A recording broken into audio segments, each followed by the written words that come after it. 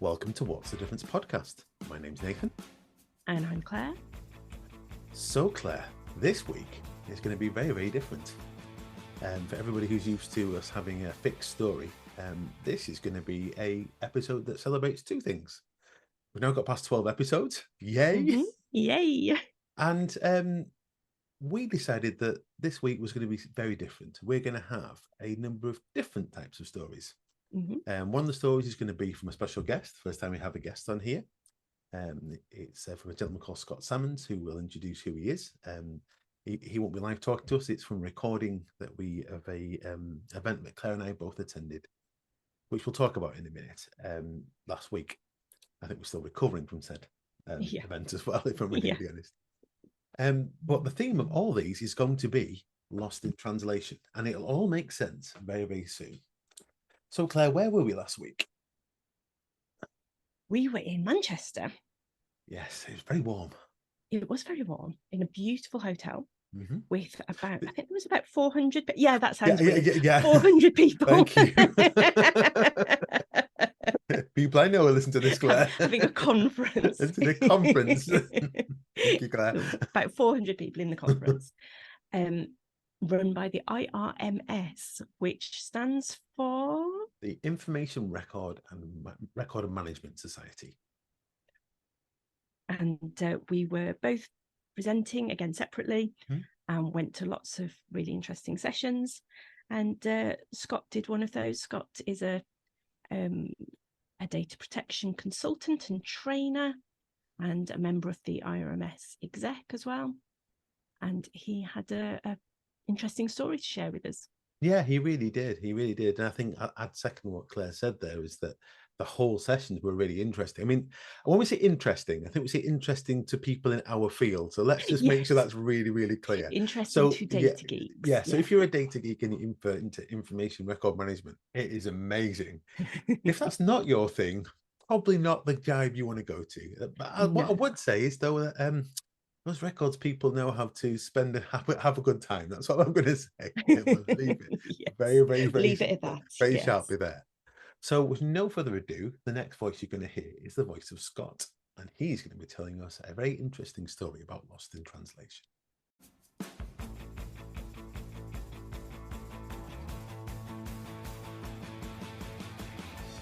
Sound will sound a bit strange today because we are currently live at IRMS. We've got a special guest with us who is Scott Sammons. Sammons? Mm-hmm. Sammons. Yeah. Okay, make sure I've got his name right. And he's got a little story for you. Thank you very much. Thank you for having me. Really looking forward to this. Our first guest. Yeah, you are our first guest. Oh, wow. Absolutely, okay. Yeah. There's a joke there about guest virginity, but we won't go there. Keep it clean. Keep it clean.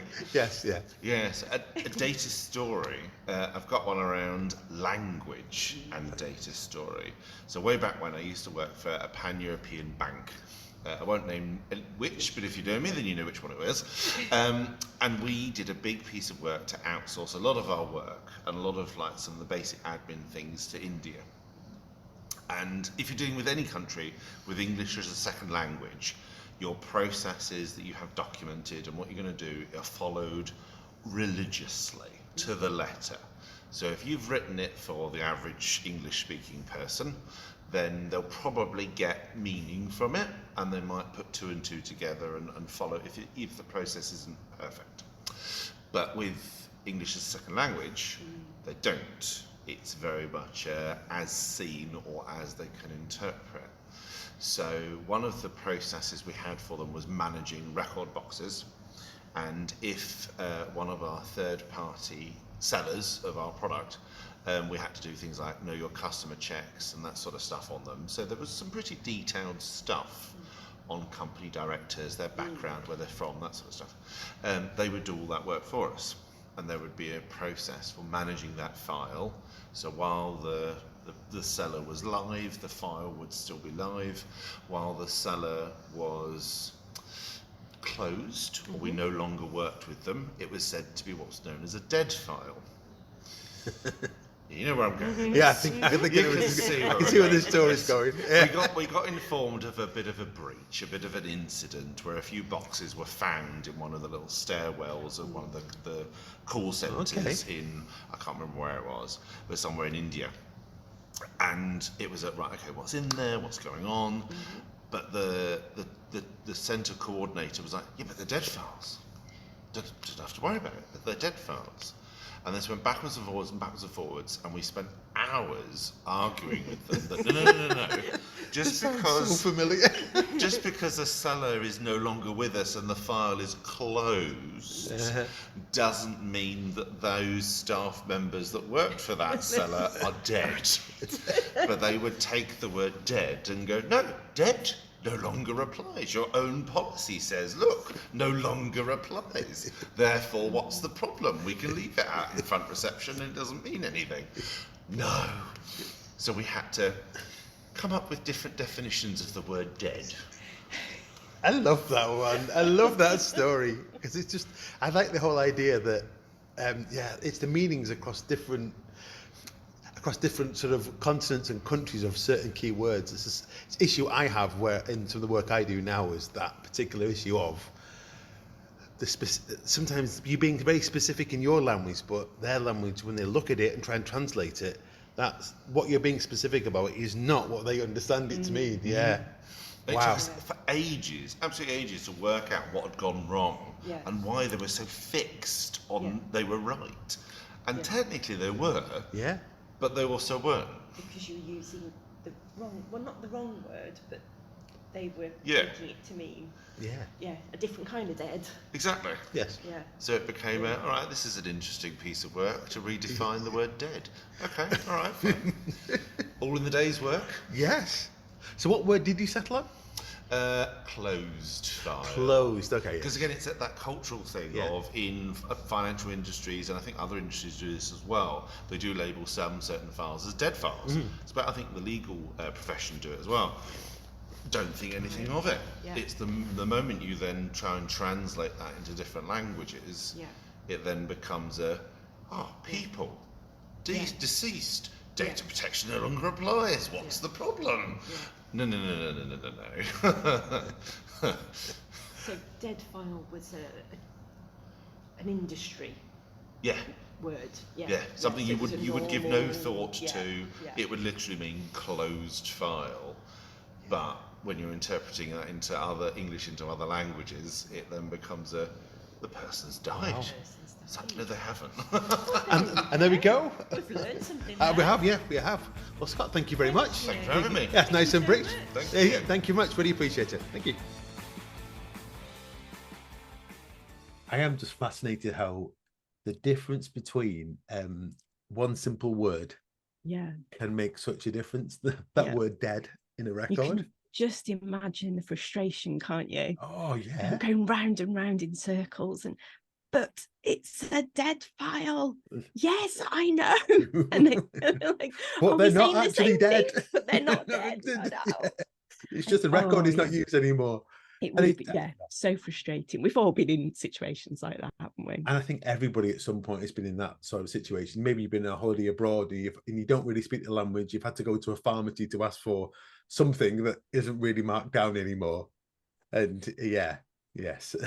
Absolutely. I want to tell you a story that happened on holiday as well, actually. Yeah, go saying about that, funnily enough. So when I was a kid, me and my younger brother used to go to France on holiday a lot with my parents. Oh, very nice. And we would stay in caravans. Mm-hmm. And in the evening, we'd always go into the nearest town and look for a restaurant. Mm-hmm. And we had a bit of a thing with my dad, a bit of a kind of recurring theme that he always wanted to look at the menu of every single restaurant in whatever town we'd gone to that evening before he'd decide which one he wanted to eat in. And usually you'd end up back in the one that you saw. That is the rule of thumb. It's always the first one you saw that you go back into. So it's like clothes. Yeah. Getting clothes, the same thing. That one's quite nice, but I'll just check every other hotel and every other restaurant, bar, cafe, everything before we make a decision. So by the time we ate, quite often, the rest of us, my mum, my brother and me, would be starving. And we really, really want to just pick a restaurant and go and eat now. Yes, enough now. Yeah. So one evening this happened, and we eventually sat down in an Italian restaurant, which it usually was, because that kind of pleased us all. Yes. And absolutely starving hungry, as I say, quite a trek around the town we'd had. And the waiter comes over. The other thing about our holidays in France was that our parents always encouraged us to speak French to the people in the shops, yeah, and the that's really restaurants. good. Really good. So we've done that from quite an early age, and sort of always try our little bit of French, just tourist French. And so we would, order in French. So my parents do as well. And so my mum says, feeling rather hungry, she's going to have lasagna verde. So it was actually Italian. She was ordering in an Italian meal, lasagna verde. In France. S'il vous plaît. So it's all very, very foreign. And they said back to her, lasagna verde. She said, yes, oui.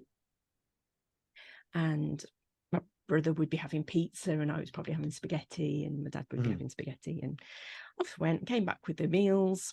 I say, really hungry. And they put down spaghetti for me. It would be pasta for my dad, and pizza for my brother. And for my mum, a green salad. And it wasn't a green salad that's full of everything green you can think of, just lettuce with a dressing. It was a plate piled high with lettuce. And she was starving. And so, of course, we started doing this. We all were absolutely falling about the place laughing. Yeah, I bet. And my mum's laughing as well. And the waiter's going, was that not, what's wrong? Why is this funny? Do you want me to change it? And we're just like, no, it's fine. So, because we couldn't stop laughing long enough to explain what had happened. And our meals were out. So she ate the salad and had a bit of everyone else's as well. We all donated a bit of our pasta and pizza to her. And it's one of those things that we still, and it must be, how old am I? Must be 30-something years ago. Yeah. And still, if we, see a green salad or a lasagna verde on a menu, we all fall about that. Doesn't it show? I do find that fascinating, because if you said lasagna to somebody in this country, the first thing that you in your mind, you're thinking of sheets of pasta with meat in between, so sheets of lasagna pasta with that in between. But then actually, I'm going to guess here, and I could be wrong, that lasagna does not mean that. It might mean something layered, I'm going to guess. No, it wasn't that. It was on the menu. There was also salad verde. Ah. And they'd either misheard or written it down wrong, or...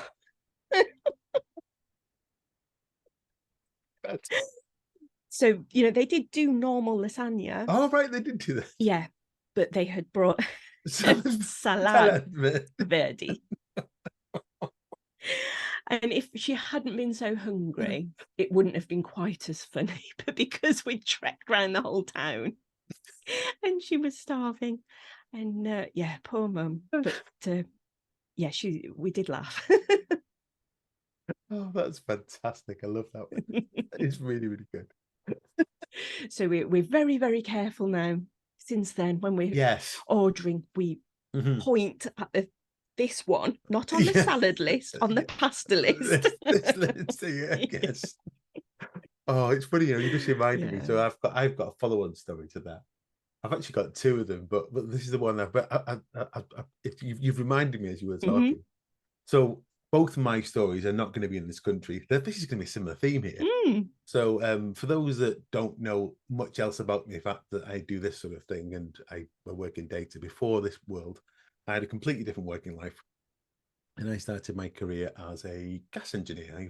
I was at one point one of those people that drove around in a blue van with a flame on the side and worked in people's houses and did all those things. But even prior to that, I used to spend quite a lot of time abroad, partly doing voluntary work, and a lot of it was in different lands. So I spent quite a bit of time in Eastern Europe, quite a bit of time in Africa. And one of those times in Eastern Europe, I was working in a place called Moldova. Now, most people in the UK will know Moldova for probably one reason, and that was they once played England at football in one of the World Cups. That's probably means nothing to me. Yeah, and I was the same. I'm not a football follower. No. When they said we'd like to go Moldova, only thing I remembered was that England had played them, and then I opened it. I said yes, and then opened up a map and went, "Where's Moldova?" Yeah. So for those who don't know, it's sandwiched in between Romania and the Ukraine. Okay. Or Ukraine. So it's sort of quite narrowed down. So if you look at a map of where Ukraine is, and most people now in the world know where Ukraine is for very obvious reasons. So if you look at the map over on the left-hand side, down towards the bottom, you'll see Moldova. It's sort of sandwiched in between that and Ukraine. Yeah. Now, when I went there, quite a few people speak English, but it wasn't as much as you would expect, because this was late 90s, early 2000s. So it was not that long after the former USSR had broken up, which should be at 94 from memory, fully broke up 94, I seem to remember. Early 90s is as far as I can go. I think between 89 was Berlin Wall, 94, 92, 94, something like that, I think. Yeah. Between that time. So there was some tough times there, you know. Most people weren't getting paid. You're in public service. Yeah. You sometimes have gone years without being paid. So it was a very interesting country. Yeah. Lovely people. Had gone through some very difficult times. Apparently it's changed much now as well. It's still got its own issues, which you can look up if you want to read more about Moldova. But there's two primary languages in that country, and that's Romanian and Russian. And if you want to communicate, you're going to have to learn one of those languages. I looked at Romanian and went, well, where else do they speak Romanian? And that's only Romania. And I thought, well, Russian seems more practical. A large nation, it's spoke by a lot of former Soviet bloc countries. Yeah. So I went and learned Russian.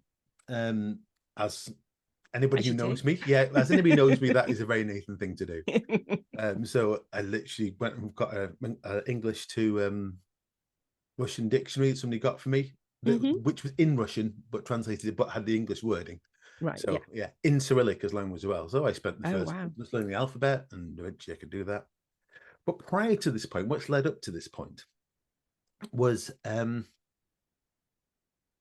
when you got on the local buses there was two types of local buses. You had trolley buses, which looks a bit like a tram, but it has overhead lines, but it actually can drive on a road. So occasionally they go outside the lane and the line would pop off and it all go with a big bang and the whole thing would stop, and then somebody would come up and put it back up again, or and things like that. Because I mean, in your image of an old Soviet era place was exactly that. So most people lived in big old Soviet era apartment blocks. It was all heated by steam from a big central boiler in the city. Every so often in winter, the steam pipes would burst and steam coming out everywhere. Water was let's just say that one of the highlights was having a shower in bottles of mineral water, that sparkling mineral water, because that's the only thing we could get. So that sort of gives you a general feel for what things were like that. It was amazing. I mean, let's face it, this is, how old would I have been? I would have been in my early 20s. So this was an incredible adventure. So going back to this sort of whole transport method, so you had one bit, the trolley bus, which was quite straightforward. You got on, you only went to certain places and certain stops, and you paid your money, and that was it. Yeah. The other ones were almost like the minibuses they had, which were beat up old, generally Mercedes minibuses. Right. Yeah. The old ones you used to see with the flat fronts that you used to see from ages. Yeah. And the only way you could ever get that to stop is if it was near where you wanted to stop, you'd have to say what the words were in Russian or Romanian to stop. Right. And those words don't universally sound very much like the word stop. Okay. Right. So myself and another colleague who was with me, he was from Switzerland, and we were traveling along and we realized this was our stop. And when people get onto these buses, it's not like, you know, when you reach a limit in like a normal bus, let's say a bus in this country, the bus driver goes, oh, it's full now. Yeah. Full means that the driver literally can't see out the mirror anymore. That's when it gets to full. Or you keep getting told to squeeze back because he can't quite see the mirror to see where he's going to turn. So imagine sitting room, standing room, and I'm sort of squashed up against the driver. My colleague is sat on the dashboard because they can't go from there. And so we go to him, stop. And he looks at us blankly, and we go flying past where we are. And then, stop. So, no, it's not working. And then eventually my colleague, he was called Alan, he jumped up with both hands and goes, stop, and slams his hand on the dashboard. So the guy goes, these bikes must be crazy. Like, you need to get out of here. So literally, we got off, right, no problem at all. And then I thought, right, the first word I am going to have to learn in Russian is, how do you get a bus to stop? So for the uninitiated, if you're ever in this situation, the words that you need to learn are these secret words. Astanovicha, pожалуйста. And that just dead easy, yeah. Yeah. So it's Astanovicha, pожалуйста. And that means, can I stop here, please? The other word you also learn very quickly is один пиво, пожалуйста, one beer, please. That's the the other one that you learned. Yeah, that's the other thing you always learn as well. So yeah, all those things from there. But that whole point of them just because we take university like stop as being a word that you'd go, but it's not where you are, you know the word stop. But there was lots of people talking in the bus. It was like a proper cattle market in the back of it. You couldn't really hear yourself properly. He was trying to concentrate on the road. He kept telling my colleague to move out the way so he could see the mirror. So you can see why this wasn't working. But our words were just like gobbledygook. They weren't getting through anywhere. So that was that part of the story. My word, this is going to go into lots of stories here, Claire. You've got some really good stories from there. This is going to trigger another one. So the other one was, so one thing there, what was amazing about Moldova was it's incredibly cultural place. I really want to go back. It's been so long since I've been there. But it had an opera house, it had a ballet, it had in the capital, because if you go to those former Soviet countries, which are now their own independent countries, they all had that culture there. So the ballet was normal, the opera, the people, everything from there. And this guy said, one of the people we were working with says, he says, there's this great musician visiting the country from Peru. All right. So we go, that sounds interesting. And he says, so he plays pipes and everything else. We're thinking, you know what? Nothing else to do. It's a dark night here. Let's go for this. I mean, everything was ridiculously cheap in comparison to what we paid. Are you talking? It was like 50 pence to go to the opera, or it was. Wow. It was. I mean, it's not now. It'll be completely different. But no, in our comparison, it was. But we were going, they're going to do that. So we get to this place, and everybody's raving about this person, and we're thinking, this must be something really amazing. And then they kept going, no, he plays the pipes, and we think, this is going to be really good, and maybe he's got like a few different selections and from there. Yeah. So has anybody spent any time in a lift over the last couple of years, or maybe the previous years? You know the sort of panpipe music that you see in lifts. Yeah. So it turns out this gentleman is the world's premium panpipe player. Oh, I thought that was where it was going. And yes, yeah. So I can't even remember his name, but we had an hour and a half of panpipes up until the point, and all the crowd were cheering, and we're all going, "What on earth going on? I will never hear a panpipe ever again." And we get halfway through it, and some of us go, "It's enough for us." But myself, and again, it was Alan, the same. My friend I was with, we were like, because we're working in a charity and we're doing voluntary, we don't get a lot of money for here, so we've paid for this. We're going back, so we stuck this out for 3 hours of panpipes plus encore at the end of it as well. I couldn't quite say now, when I hear panpipes, I do even now get like the hairs go up on the back of my neck, that sort of fear response you get. I was going to say, not in a good way. Not in a good way. Not in a good way at all. So that is another one where you're going. You didn't get converted. You're not a fan. I mean, I like panpipers as much as the next person. I'm sure somebody listening to this is going, well, I love panpipe music, and I do as well. But I think there is a limit. 3 hours live. That's a lot. Everybody cheering and him bowing, and you're thinking, when's this going to end? It's going to be finished by now. Oh no, he's still going on. Oh, Yeah, so goodness. it was spectacular, but Mm. like spectacularly, like, okay, there we So, go. yeah, that's enough now. Thank you. Yeah, yeah. Yes, very much. I'm done. You've reminded me of another one Go on, actually. go for it. When you said about your dictionary. Mm. So this was a story from a family we met while on holiday, Right, okay. and this was our only holiday to Spain. Actually, we did France all the time, and then we Yeah. went further afield. We went to Spain one year, and I laugh just thinking about this story because this family did not take things the same way as my family do. We just laugh at everything. Yeah, These were the family that just got upset at everything. They were oh just dear. not having a happy holiday. Everything upset Oh them. And they no. told us this story where something had got lost in translation, and they told it to us expecting to get sympathy. Oh no. And told it to just me and my mum. And we were trying so hard to keep a straight face because You we have to didn't tell feel me what this is sympathy. We now. just thought it was funny.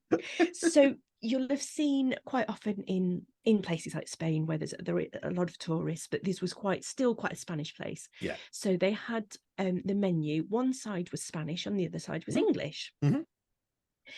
And so they flipped to the English side and Yeah. saw, what they wanted, and then, they were doing the same thing that we do, trying to still speak the language. So they went Yeah. back to the Spanish side and looked at the same line and then said the thing, and they wanted 4 of these things. And I think it was supposed to be like omelette or something was what they were expecting. So quite plain food, but not as plain as what they actually got. They got 4 plates of green beans. I have a funny feeling these numbers didn't coordinate either side, isn't it? A plate of green beans each. So there's a theme here with green, isn't there? Yeah, there really is. I don't know why.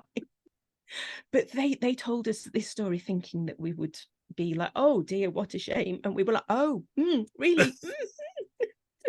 Trying to keep a straight face until they left. I'd find it hilarious. Honestly, yeah. But it's how humans look at life, isn't it? Yeah. Some of us are definitely glass half full. Some of us are definitely glass half empty people. Yes. We're And definitely they were definitely glass half empty. empty. But it gave us a really funny story. We quite enjoyed it. But again, it was that translation thing that they just assumed. Yeah.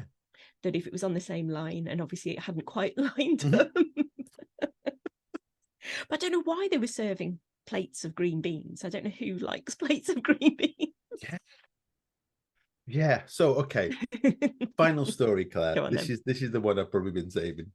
So I want to take you to, again, it'll still be very, very early 2000s. Mm-hmm. This was another place where I went. So I had the opportunity of working in Ghana. Mm-hmm. And just to set the scene, the site where we were was not far from the sea. Now, that sounds like idyllic. Probably wasn't the place where you want to go swimming. It's quite the local garbage dump in some parts of it. And it wasn't the cleanest of parts of the ocean. It was also on the Atlantic as well. So it's not like, this is not like blue aquamarine water. Yeah. But it was still lovely. Now, that part of Ghana is it was just outside the capital, which is called Accra. If anybody wants to have a look at a map, and if you want to see where it is on a map, follow the line around Africa as you go around the sort of bit that drops in. Ghana's just on that bottom bit. Just not far from Nigeria and that sort of area. Now, that part of the world is not that far. As you can see from equator-wise, it's quite low down. So it is, to say it's hot is probably an understatement. Yeah. So like if you leave a piece of metal out in the sun, it'll easily get over 50 degrees. You'll probably burn yourself on it. Yeah. Air temperature was on average about 42 degrees most days, and humidity was in the very, very high 90s. So basically you spent your life in a sort of baking soupy puddle, basically, when you're outside. Yeah. And again, I was doing the work that I did. So I used to work on, basically I worked on anything that had a pipe connected to it. Yeah. So it could be sewage, it could be air conditioning, it could be, right. It was never heating for very obvious reasons. It didn't need heating there. It didn't need much heating. Yeah. No. But anything that had a pipe connected, I worked on it, all the way from those sort of things. Now, the site was really, really well planned out. Planning had been meticulous for the work we were doing. So all the plans were really detailed. You could take measurements off the plans and and basically build things and then bring them into that site, and it would fit. That's how detailed the plans were. So I was doing what's called joint site works. So that's where you have multiple different trades, and instead of digging multiple trenches, you start at the lowest, deepest thing, and you work your way up. Okay. So basically, it starts at the bottom with like storm drains that take lots of water. Then it would maybe move to sewage. Then it would move to a gas line, and it maybe move to electric going over it. You know how those sort of things should be done when people dig up the roads. But they so don't actually, no, we wait until everybody cleared it over, and then a week later come and dig something else. Exactly. So that was how it worked. So with myself, I was doing anything that was sort of mechanical, what they call mechanical. So it's anything from those pipe things that went from there. And then my colleague, who was actually would end up being the best man at my wedding. Who did all the electrical work as well. But we both shared in each other's work. So we looked after a crew that we had there. Some of them were locals from Ghana. Some of them others that have come internationally to come and support us. So we had quite an industry going on there. Now, the last piece of work we were doing on one of this was to lay a big gas main that went right up the site and fed all the different residents, because there was residences on the site where we were. So there was a big gas main that had to go down under this road before we finished it all off. Now, unlike this country where you can just go and order a gas main or gas pipe. So for anybody's uninitiated, you ever see yellow pipes going into the ground somewhere and digging a big hole? Those are big gas pipes because they're yellow marks gas. That's what it means. Universal color. So we didn't. You had to make your own. Oh. So yeah. So it didn't mean like I went out there and whittled out some plastic and that's it. So it starts as a process. So we would get long reels of copper piping, which was very, very heavy duty, and it comes in a big reel. And each one's about 30 meters. You'd roll them all out, and then you would then join all those up into the right length, and you'd have to solder them all. You have to solder them all, braze them, whatever you want to call them up.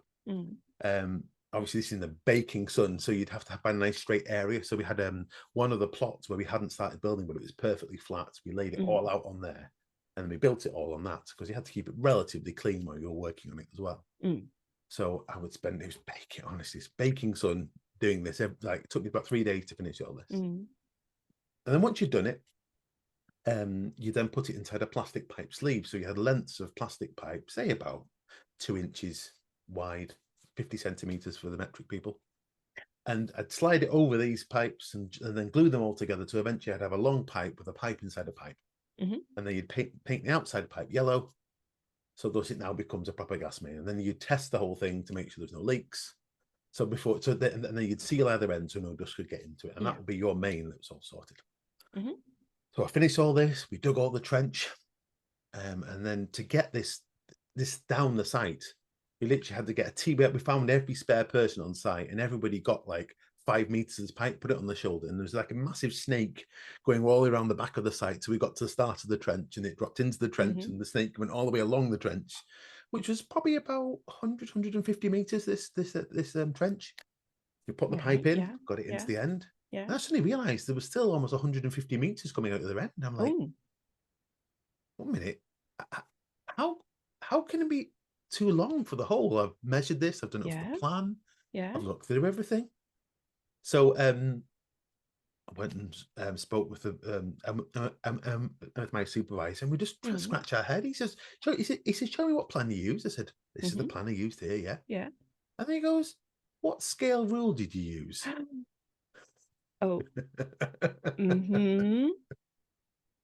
So yes. I used a 1 in 50 scale. So for what that means in reality is 1 centimeter on the plan means 50 centimeters in reality.